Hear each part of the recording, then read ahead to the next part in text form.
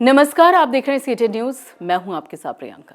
Corona आज नहीं तो कल चला ही जाएगा, साथ ही ये गम भरे बादल भी छट जाएंगे। पर क्या वो दंश, वो घाव कभी भरेंगे?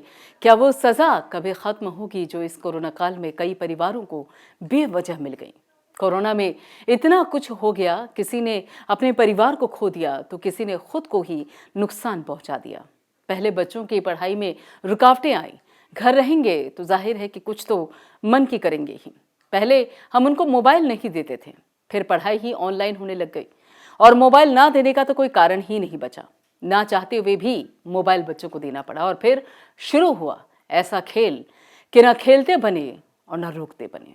हाल ही में एक ऐसा मामला सामने आया है जिसमें एक 16 साल के किशोर ने बस इसलिए आत्महत्या कर ली क्योंकि उसे उसके पिताजी ने पबजी खेलने से मना कर दिया।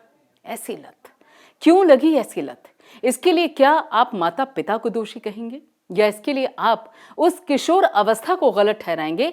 जो भी दोषी हो, गुनहगार कोई भी हो, हमें नहीं पता, पर ये सजा जीवन भर की है जो माता पिता को अब जीवन भर खलती रहेगी। दरअसल ये पूरा मामला कोखराज थाना क्षेत्र भरवारी नगर पालिका का है। यहाँ रहने वाले राम जी केसरवानी अपने घर में मोबाइल की दुकान चलाते हैं। उनका बेटा है रोहित, 11वीं का स्टूडेंट है।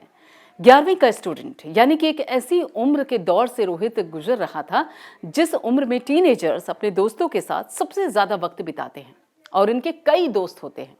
ये समय ऐसा होता है जब बच्चों को ज्यादा रोक टोक पसंद नहीं आती है, लेकिन इसे कोविड की फ्रस्ट्रेशन कहें या कोई मानसिक अवसाद। इस उम्र में बस एक ना तो पापा मम्मी के कह देने की वजह से एक पिता के लिए जीवन भर की सजा बन गई। सिर्फ एक ना। रोहित को पबजी खेलने से मना क्या किया, उसने तो फांसी लगाकर अपनी जान दे दी। माता पिता ने कमरे का दरवाजा तोड़कर अपने बेटे के शव को बाहर निकाला। इस घटना के बाद से पीड़ित परिवारजनों का रो रो कर बुरा हाल है।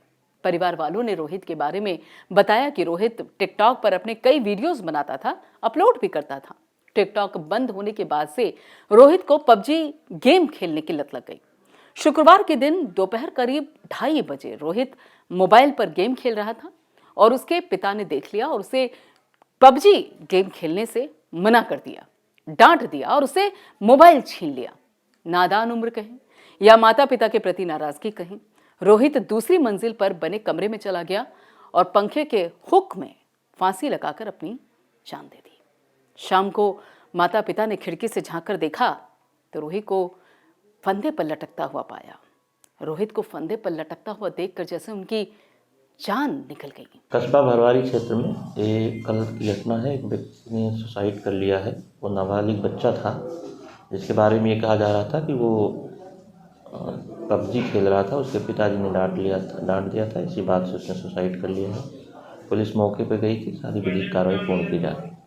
ये देखकर उन पर क्या बीती होगी, इसका शायद हम और आप अंदाजा भी नहीं लगा सकते।